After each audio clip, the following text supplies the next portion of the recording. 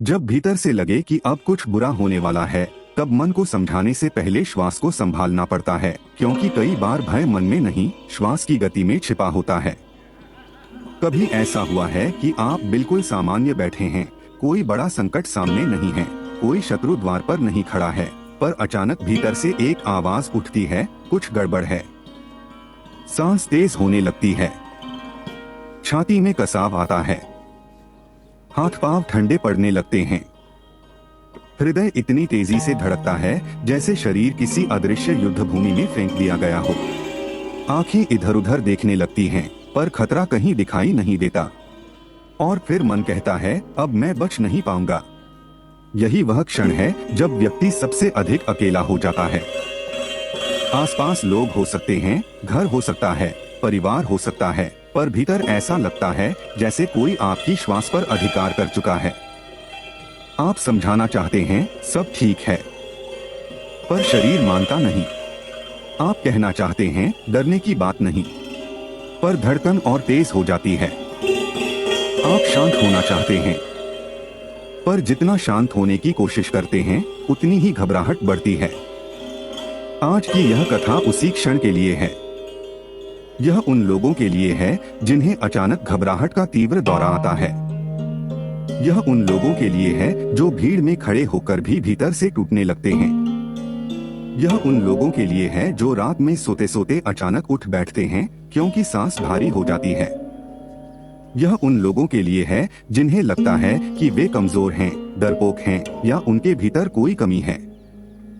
नहीं, यह कमजोरी नहीं है। यह आपके भीतर की चेतावनी व्यवस्था का अत्यधिक सक्रिय हो जाना है। जैसे घर का अग्नि संकेतक कभी कभी धुएं के बिना भी बस उठता है, वैसे ही शरीर कभी कभी वास्तविक खतरे के बिना भी खतरे की घंटी बजा देता है। समस्या यह नहीं कि घंटी बजी, समस्या यह है कि उस समय हमें पता नहीं होता कि उसे शांत कैसे करना है। और यही बात पातंजल योग सूत्र अत्यंत सूक्ष्म ढंग से बताता है। वहाँ आतंक आक्रमण शब्द नहीं है, वहाँ आधुनिक रोगों की सूची नहीं है, पर वहाँ श्वास की गति, उसकी दिशा, उसका समय, उसकी संख्या, उसकी सूक्ष्मता और उसके पार जाने की ऐसी शिक्षा है जो घबराहट के क्षण में मनुष्य को तुरंत आधार दे सकती है। आज हम किसी मनगढ़ंत कथा में नहीं जाएंगे, कोई चमत्कारी दावा नहीं करेंगे, कोई झूठा आश्वासन नहीं देंगे कि एक ही उपाय से सब समाप्त हो जाएगा। आज हम केवल पातंजल योग सूत्र के साधनपाद के 3 सूत्रों को समझेंगे, 2.49, 2.50 और 2.51, और फिर देखेंगे कि जब भय अचानक शरीर पर चढ़ाए, तब इन सूत्रों को जीवन में कैसे उतारा जाए। पर उससे पहले अपने भीतर एक बात स्वीकार कीजिए, जब घबराहट का दौरा आता है, तब आपका मन आपका शत्रु नहीं होता, आपका शरीर भी आपका शत्रु नहीं होता, आपकी श्वास भी आपके विरुद्ध नहीं होती। वे सब मिलकर आपको बचाने की कोशिश कर रहे होते हैं, पर उनकी गति असंतुलित हो जाती है। जैसे युद्ध में घोड़ा घबराकर रथ को अनियंत्रित दौड़ाने लगे, वैसे ही भय में श्वास की गति तेज और अस्थिर हो जाती है। सारथी का काम घोड़े को मारना नहीं है, सारथी का काम लगाम को कोमलता से पकड़ना है। यही प्राणायाम का आरंभ है। पातंजल योग सूत्र 2.49 कहता है, तस्मिन् सति श्वास प्रश्वास्योर गतिविच्छेद प्राणायाम 49। सरल अर्थ है, स्थिर और सुखद आसन में स्थित होने पर श्वास और प्रश्वास की गति का विच्छेद अर्थात उसकी अनियंत्रित गति का नियमन प्राणायाम है। यह बहुत गहरी बात है। पतंजलि पहले आसन की बात करते हैं, फिर प्राणायाम की। इसका अर्थ है कि जब शरीर बहुत अस्थिर है, जब आप इधर उधर भाग रहे हैं, जब आप भय से कांपते हुए खड़े हैं, तब सबसे पहले शरीर को सुरक्षित स्थान देना है। प्राणायाम का पहला संकेत यही है, तस्मिन् सति। पहले स्वयं को किसी आधार पर रखो, बैठो, दीवार का सहारा लो, जमीन का स्पर्श महसूस करो। यदि बैठना संभव न हो तो खड़े खड़े पैर की उंगलियों को भूमि पर अनुभव करो। यदि लेटना सुरक्षित हो तो लेट जाओ, क्योंकि श्वास को स्थिर करने से पहले शरीर को संदेश देना पड़ता है, मैं गिर नहीं रहा हूँ, मैं भाग नहीं रहा हूँ, मैं अभी सुरक्षित हूँ। घबराहट के दौरे में मन सबसे पहले भविष्य में भागता है। वह कहता है, अभी कुछ होगा, अभी मृत्यु आएगी, अभी मैं नियंत्रण खो दूंगा। अभी लोग देखेंगे, अभी मैं शर्मिंदा हो जाऊंगा। पर शरीर को वर्तमान में लाने का सबसे सरल मार्ग है आसन। यही तस्मिन् सति है। अभी इसी क्षण मैं कहाँ हूँ? मेरे पैर कहाँ हैं? मेरी पीठ किसे छू रही है? मेरे हाथ कहाँ टिके हैं? मेरे सामने क्या है? यह शरीर को वर्तमान में लौटाने का पहला द्वार है। फिर सूत्र कहता है श्वास प्रश्वासयोर गति विच्छेद। यहाँ श्वास और प्रश्वास की गति की बात है। सामान्य भाषा में कहें तो भीतर जाती हुई सांस और बाहर आती हुई सांस। घबराहट के दौरे में यही गति बिगड़ती है। सांस छोटी हो जाती है, तेज हो जाती है, ऊपर ऊपर चलती है, छाती में अटकती है। व्यक्ति को लगता है कि हवा पूरी नहीं आ रही, और जैसे ही यह विचार आता है कि हवा नहीं आ रही, वह और तेज सांस लेने लगता है। तेज सांस फिर शरीर को और संकेत देती है कि खतरा है। खतरे का संकेत फिर डर को बढ़ाता है। डर फिर सांस को और बिगाड़ता है। यही भय का चक्र है। पतंजलि इस चक्र को तोड़ने का शब्द देते हैं गति विच्छेद। गति को शत्रु मत बनाओ, गति को देखो, गति को कोमलता से तोड़ो। तेज अनियंत्रित उखड़ी हुई श्वास को धीरे धीरे लय में लाओ। यह जबरदस्ती श्वास रोकना नहीं है। यह शरीर पर अत्याचार नहीं है। यह अपने भीतर भागते हुए घोड़े की लगाम को प्रेम से पकड़ना है। जब घबराहट उठे तब पहला अभ्यास यही है। मन को मत समझाओ, विचारों से युद्ध मत करो, स्वयं से मत कहो डरना बंद करो, क्योंकि उस क्षण मन तर्क नहीं सुनता। उस क्षण श्वास को सुनो। बस इतना कहो, मैं अभी अपनी श्वास की गति देखूंगा। अपने पैर भूमि पर रखिए, कंधों को थोड़ा ढीला छोड़िए। जबड़ा कस गया हो तो थोड़ा खोल दीजिए। जीभ को तालू से अलग कर दीजिए। आंखें खुली रखनी हो तो खुली रखें, बंद करनी हो तो बंद करें। अब बस देखिए, सांस भीतर जा रही है, सांस बाहर आ रही है। कुछ बदलना नहीं है, पहले केवल देखना है। घबराहट में हम तुरंत सुधार करना चाहते हैं, पर योग का पहला नियम है जागरूकता पहले, परिवर्तन बाद में। जो श्वास अभी है पहले उसे स्वीकार कीजिए। छोटी है तो छोटी, तेज है तो तेज, कांप रही है तो कांप रही है। उसे देखकर कहिए, मैं तुझे देख रहा हूं, तू मेरी शत्रु नहीं है। तू डर की लहर है, लहर आएगी और जाएगी। यहीं से तुरंत राहत का आरंभ होता है। राहत इसलिए नहीं कि भय समाप्त हो गया, राहत इसलिए कि अब आप भय के भीतर भी देखने वाले बन गए। जो देख सकता है वह डूबता नहीं, जो केवल बहता है वह डरता है, जो देखता है वह धीरे धीरे किनारे लौटता है। अब दूसरा सूत्र आता है।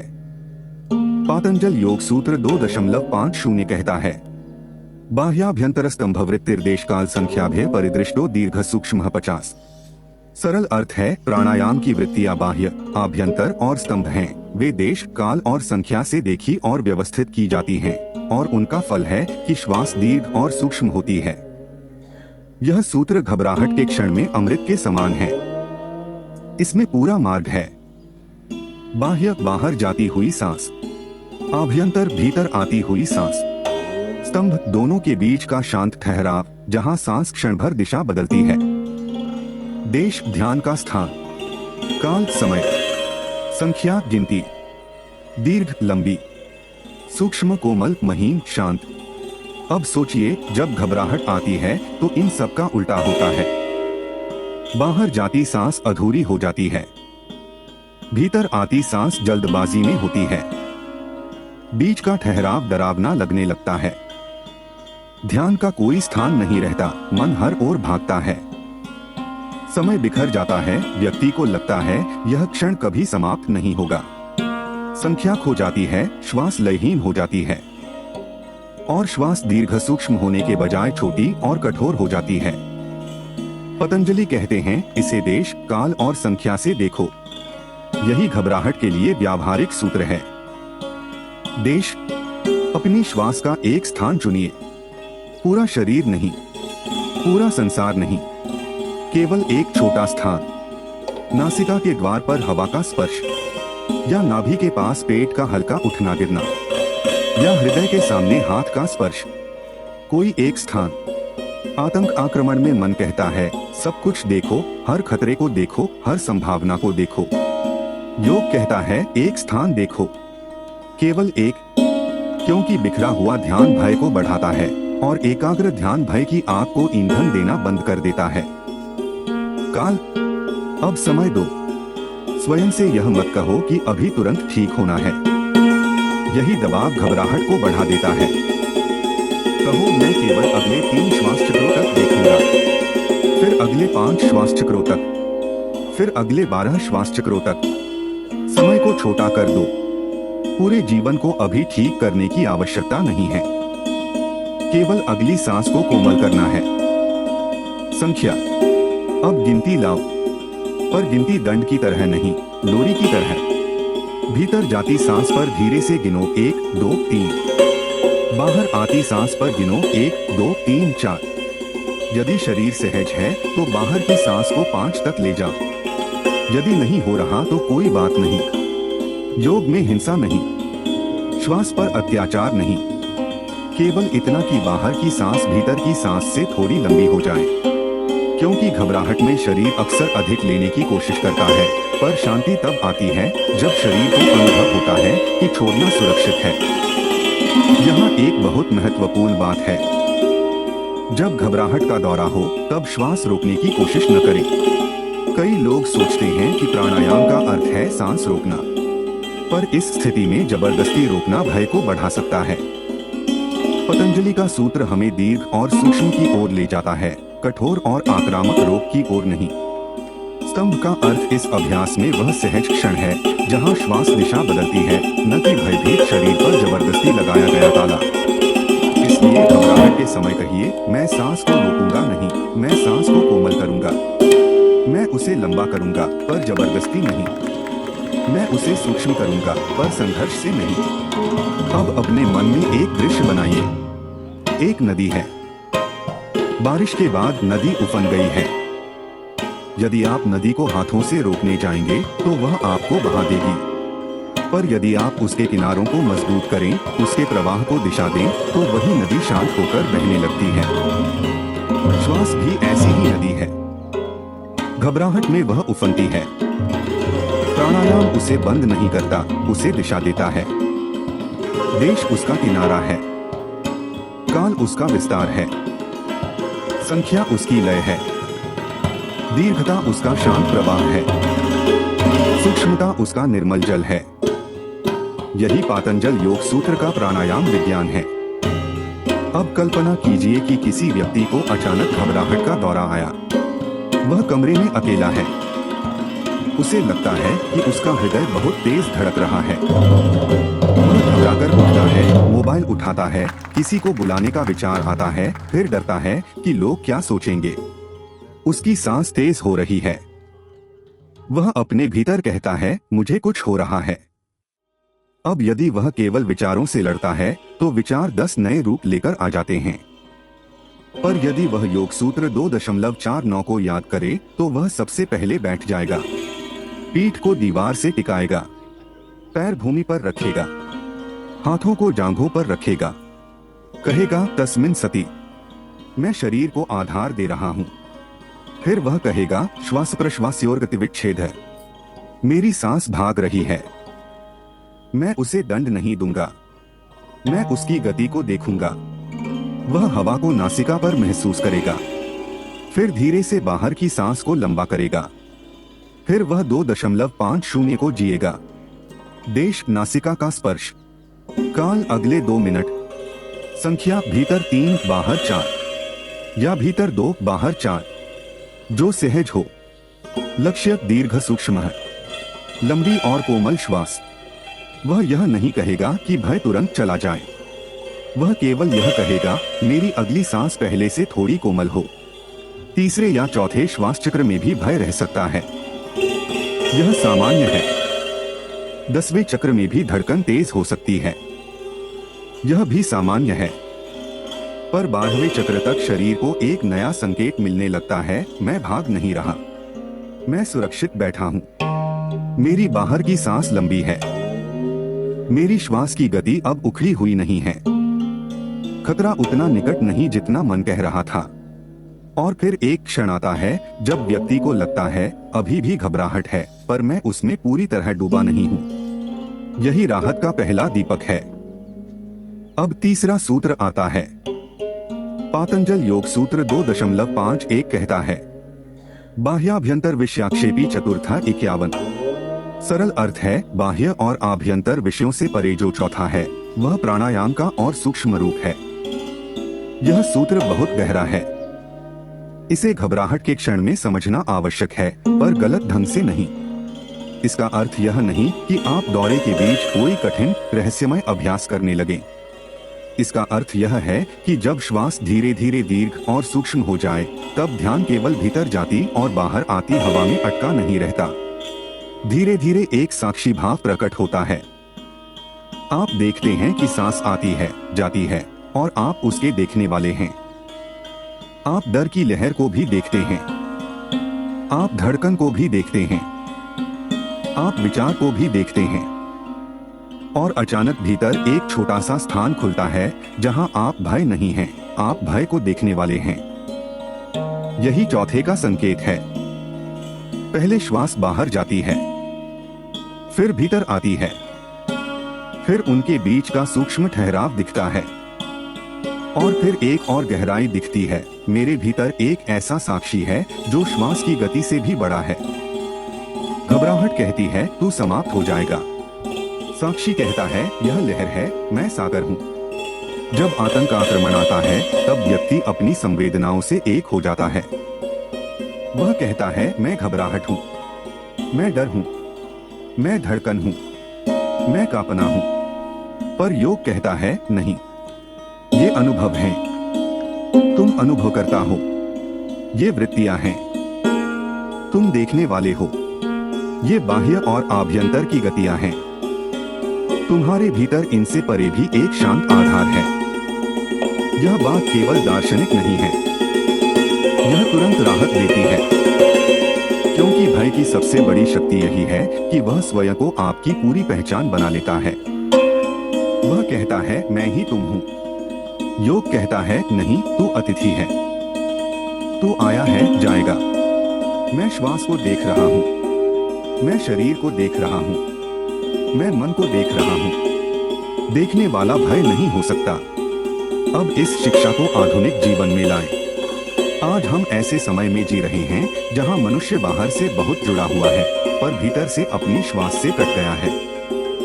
सूचना हर क्षण आती है, संदेश आते हैं, शोर आता है, अपेक्षाएं आती हैं, तुलना आती है, भय आता है, और धीरे धीरे शरीर यह भूल जाता है कि शांत होना कैसे है।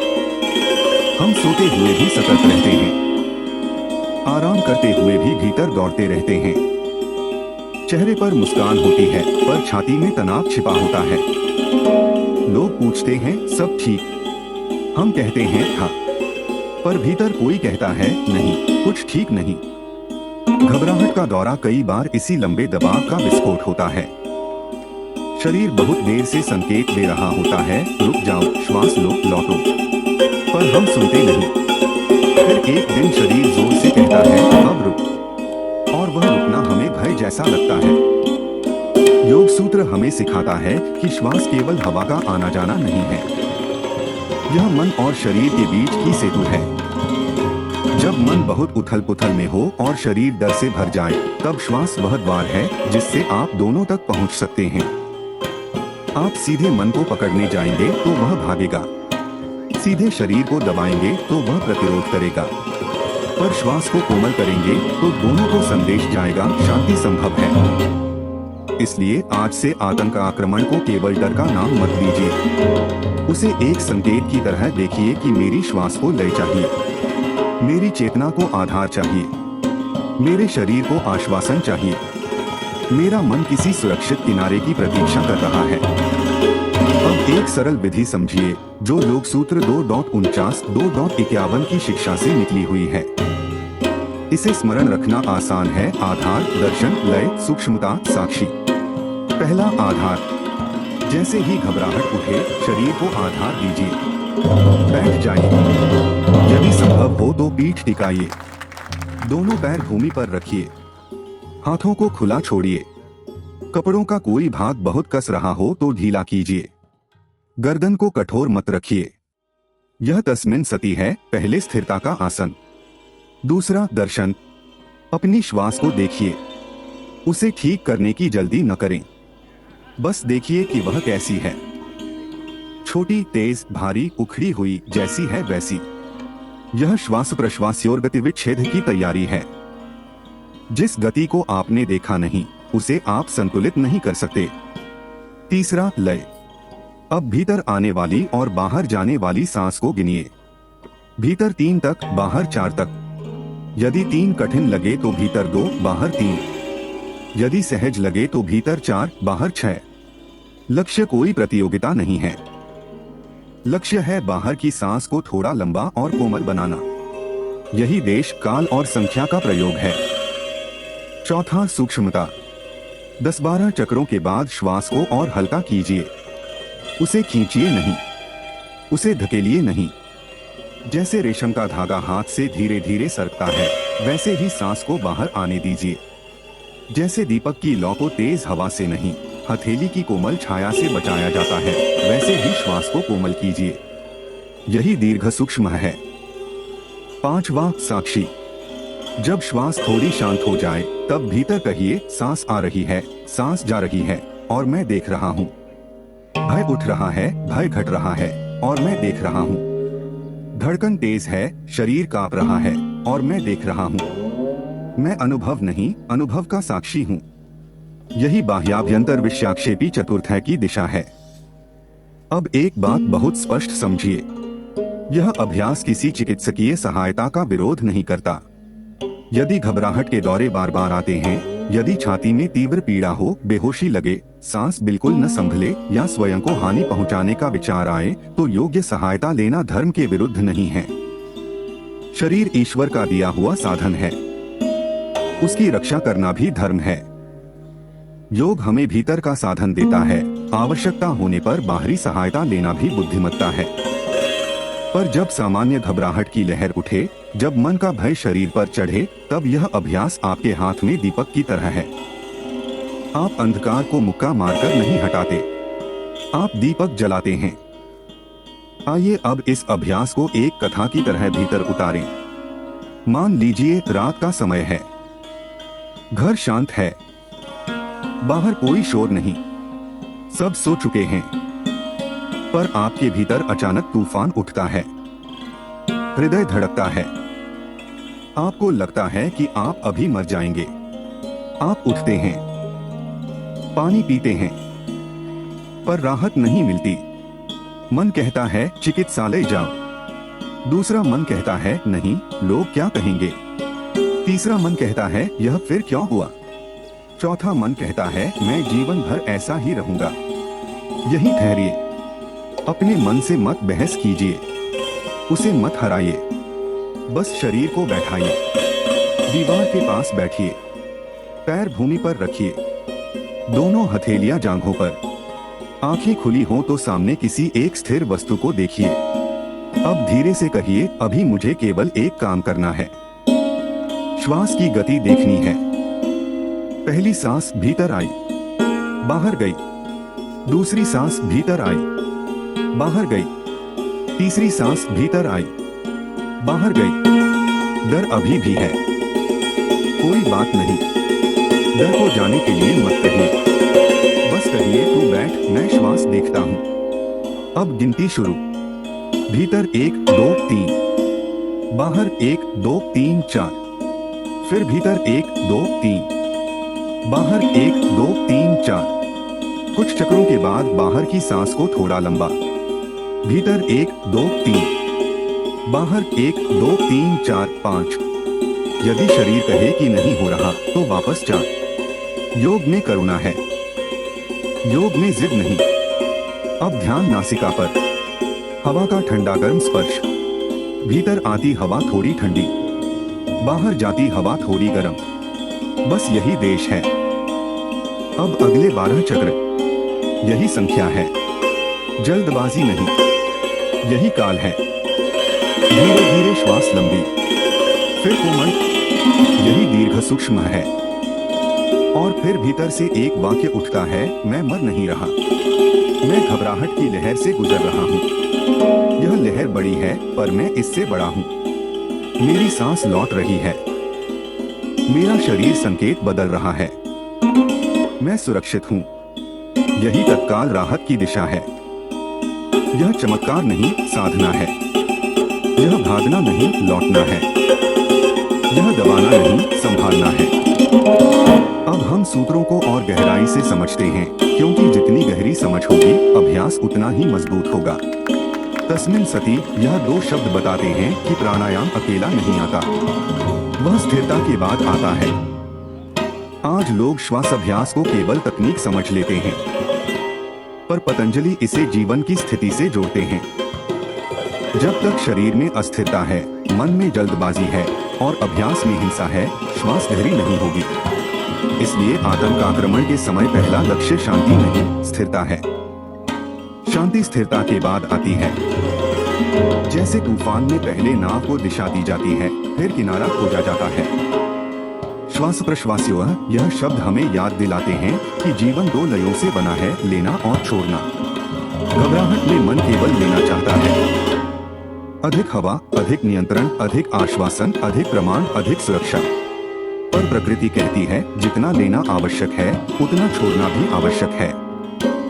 यदि छोड़ना भूल गए तो भीतर संकुचन होगा। इसलिए बाहर की सांस को लंबा करना केवल शारीरिक क्रिया नहीं, एक गहरा मनोवैज्ञानिक संदेश है। मैं छोड़ सकता हूँ, मैं ढीला पड़ सकता हूँ। हर चीज को पकड़े रहना आवश्यक नहीं है। गतिविच्छेद, यह शब्द भय के चक्र को काटता है। घबराहट में गति अनियंत्रित होती है। विचारों की गति, धड़कन की गति, श्वास की गति, कल्पना की गति। योग कहता है, गति को देखो और उसमें विराम लाओ। विराम का अर्थ मृत्यु नहीं, विराम का अर्थ जीवन की लय है। संगीत तभी सुंदर है जब सुरों के बीच अंतर हो। श्वास भी तभी शांत है जब उसमें कोमल अंतर हो। प्राणायाम, यह केवल सांस का व्यायाम नहीं, यह प्राण की दिशा है। जब प्राण बिखरता है तो मन भयभीत होता है। जब प्राण लय में आता है तो मन को आधार मिलता है। इसलिए इस अभ्यास को केवल डर भगाने की युक्ति मत समझिए। यह अपने भीतर की जीवन शक्ति से पुनः संबंध जोड़ने का मार्ग है। अब 2.50 में बाह्य है। घबराहट में बाहर छोड़ना कठिन लगता है। व्यक्ति को लगता है कि यदि मैंने सांस छोड़ी तो मेरे पास हवा कम हो जाएगी। पर सच यह है कि अधूरी छोड़ी हुई सांस नई सांस को भी अधूरा कर देती है। इसलिए बाहर की सांस को धीरे धीरे पूरा होने देना बहुत महत्वपूर्ण है। यह छोड़ना है, यह समर्पण है। यह शरीर को बताना है, सुरक्षित हूं, इसलिए छोड़ सकता हूं। आभ्यंतर है, भीतर आती सांस को खींचना नहीं है। घबराहट में हम हवा को पकड़ना चाहते हैं, पर पकड़ी हुई सांस कभी शांति नहीं देती। आने वाली सांस को निमंत्रण दीजिए, आक्रमण मत कीजिए। वह स्वयं आएगी। जीवन स्वयं आना जानता है। हमारी जल्दबाजी ही उसे कठोर बनाती है। स्तंभ है, 2 सांसों के बीच का वह क्षण जहां कोई जोर नहीं। यह भयावह लग सकता है यदि मन असंतुलित हो। इसलिए घबराहट में इसे जबरदस्ती लंबा नहीं करना। बस इतना अनुभव करना है कि सांस दिशा बदलती है, बाहर से भीतर, भीतर से बाहर। यह छोटा सा परिवर्तन बताता है जीवन चल रहा है, मैं अटका नहीं हूं। लहर बदल रही है। देश है, ध्यान का स्थान। भय की दुनिया में सबसे बड़ी समस्या है कि मन पूरे आकाश में फैल जाता है। उसे हर ओर खतरा दिखता है। देश उसे भूमि देता है। नासिका, नाभि, छाती पर हथेली, भूमि पर पैर, इनमें से कोई एक स्थान आपका आंतरिक आश्रम बन सकता है। जब भी डर उठे वहां लौट आइए। काल है, घबराहट कहती है यह हमेशा रहेगा। काल का अभ्यास कहता है नहीं, अभी केवल अगले 10 श्वास। फिर अगले 10 भय को पूरे जीवन की कहानी मत बनने दीजिए, उसे कुछ श्वासों की लहर बनने दीजिए। लहर का समय होता है, वह आती है, ठहरती है, घटती है। संख्या है, गिनती मन को लगाम देती है। जब मन भागता है, संख्या उसे कोमल कार्य देती है। 1 2 3 1 2 3 4 यह सरल गिनती भीतर की भगदड़ को पंक्ति में खड़ा कर देती है। संख्या श्वास को मापती है और माप भय को रहस्य नहीं रहने देता। जो मापा जा सकता है वह उतना डरावना नहीं रहता। दीर्घ है, श्वास लंबी होती है तो संदेश जाता है, खतरा कम है। सूक्ष्म है, श्वास कोमल होती है तो संदेश जाता है, संघर्ष कम है। लंबी पर कठोर सांस भी भय बढ़ा सकती है, इसलिए दीर्घ के साथ सूक्ष्म अनिवार्य है। लंबी भी हो, नरम भी हो। जैसे माँ बच्चे को झकझोरकर शांत नहीं करती, धीरे से थपकती है। श्वास को भी थपकी चाहिए, धक्का नहीं। अब 2.51 में चतुर्थ है। यह वह अवस्था है जब अभ्यास केवल गिनती नहीं रहता। पहले आप श्वास को संभालते हैं, फिर श्वास आपको संभालने लगती है।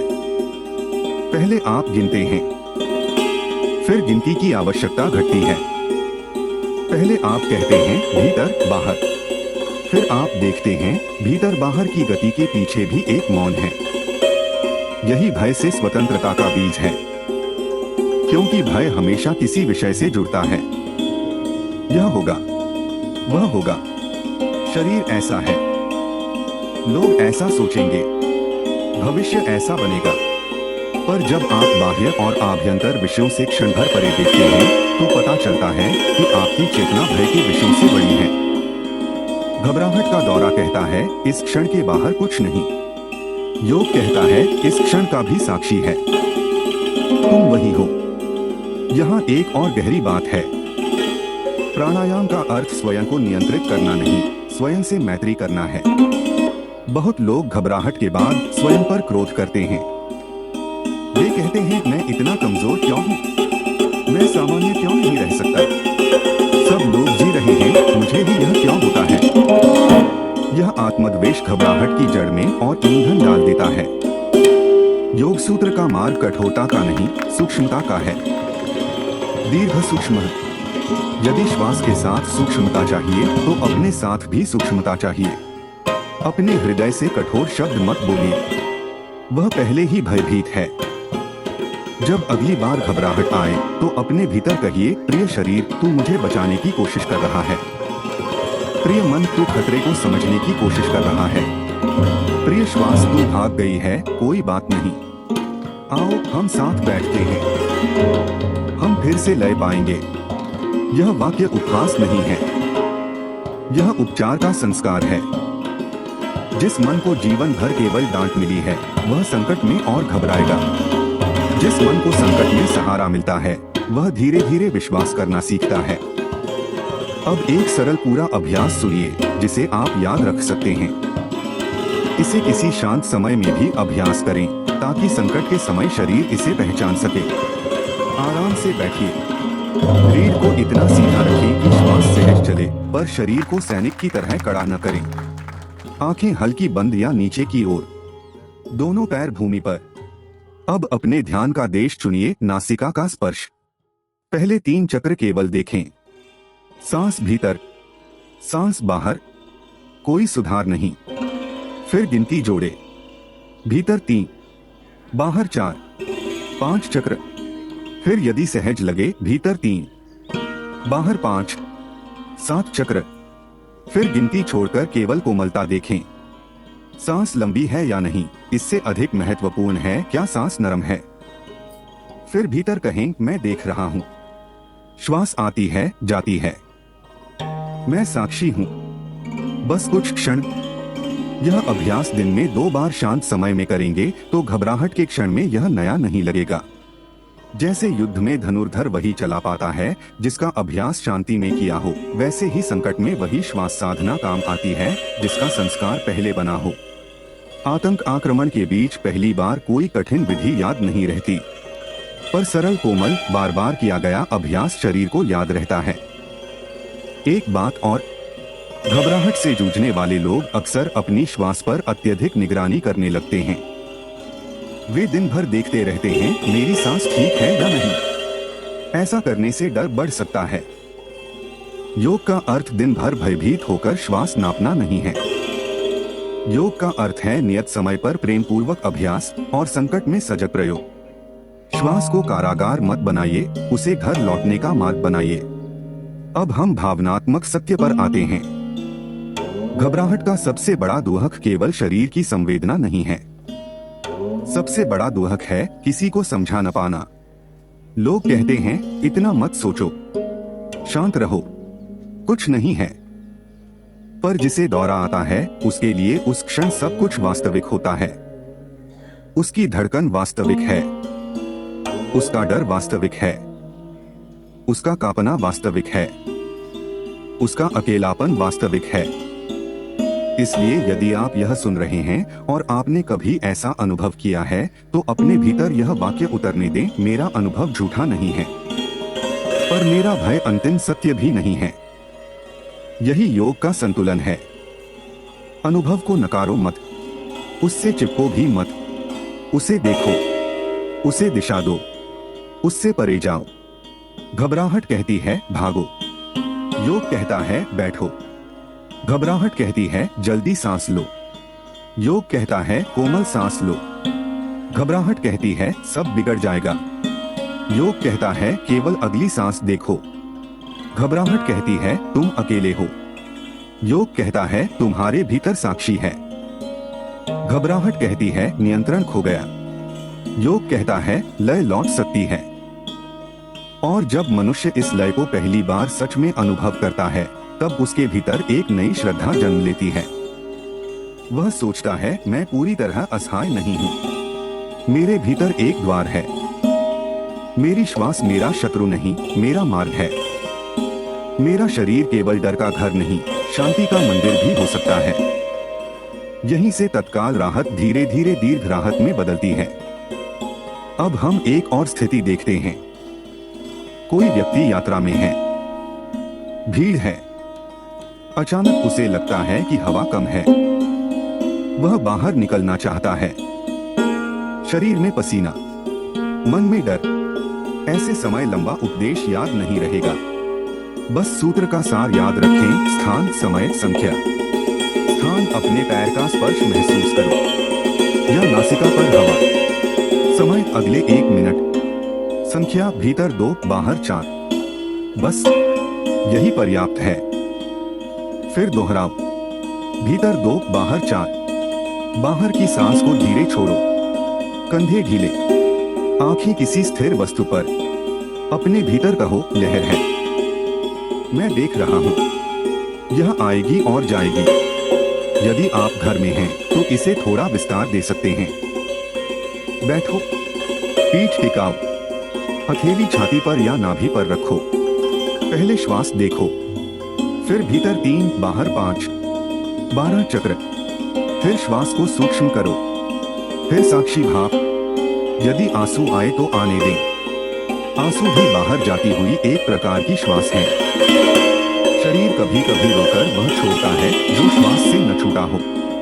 यदि आप किसी प्रियजन के साथ हैं जिसे घबराहट का दौरा आया है तो उसे डांटे नहीं। यह मत कहें कुछ नहीं हुआ, उसके लिए उस क्षण बहुत कुछ हुआ है। उससे धीमे स्वर में कहें मैं यही हूँ। तुम बैठ जाओ, पैर भूमि पर रखो, मेरी आवाज सुनो। अभी केवल सांस देखो, भीतर गिनो, बाहर गिनो। बाहर की सांस लंबी, बहुत अच्छा, जल्दी नहीं, हम बस अगली सांस तक रहेंगे। कभी कभी किसी की